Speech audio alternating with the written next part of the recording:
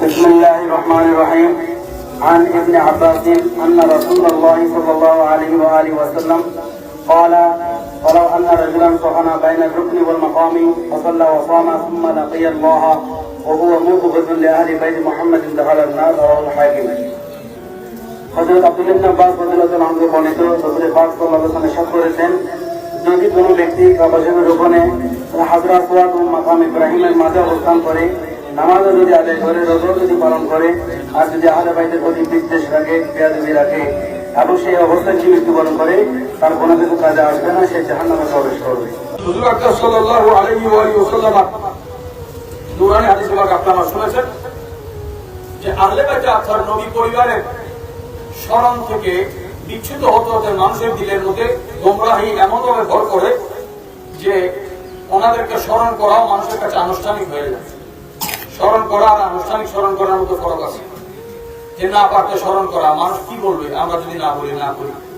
আহলে বাইত আল্লাহর হিংসা বিদ্বেষ যদি কারো দিলে থাকে, যেই জায়গায় হুজুর আকরাম সাল্লাল্লাহু আলাইহি ওয়াসাল্লাম হযরত জিবরিল আলাইহিস সালামকে দুইবার দেখেছেন, খানায়ে কাবার দরজার বাম পাশ, হযরত আসওয়াদের ডান পাশ, এই মাঝখানের জায়গাকে বলা হয় মুলতাজাম।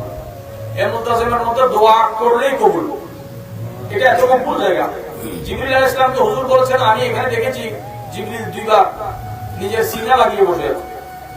যে জিবরিল আলাইহিস সালাম নিজের শরীর লাগিয়ে দিলে এমন একটা জায়গায়, তো রুকনে ইয়ামানি থেকে, হযরত আসওয়াদ থেকে, মাকাম ইব্রাহিম থেকে, এই এত মধুর এবং মকবুল জায়গাতেও যদি কেউ সারা জিন্দগিতে ইবাদত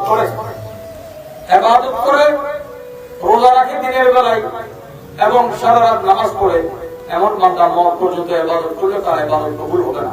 কবুল না হওয়ার কারণ বলে আমার পরিবারকে সে মহব্বত করে না। আল্লাহ পাক ঈমান যেমন বান্দাকে জান্নাতের জন্য শর্ত করেছেন, ওই ঈমানের জন্য আহলে বাইতের মহব্বতকে শর্ত করেছেন। সুবহানাল্লাহ। আহলে বাইতের ঈমান মহব্বত সাহাবায়ে কেরামের ইতাআত, ওনাদের অনুগত হয়ে আহলে সুন্নাত ওয়াল জামাত আজকে 1400 বছর ধরে এই খেদমত করে যাচ্ছে। আল্লাহ পাক আমাদেরকে ওনাদের দামানে থাকার তৌফিক দান করুন।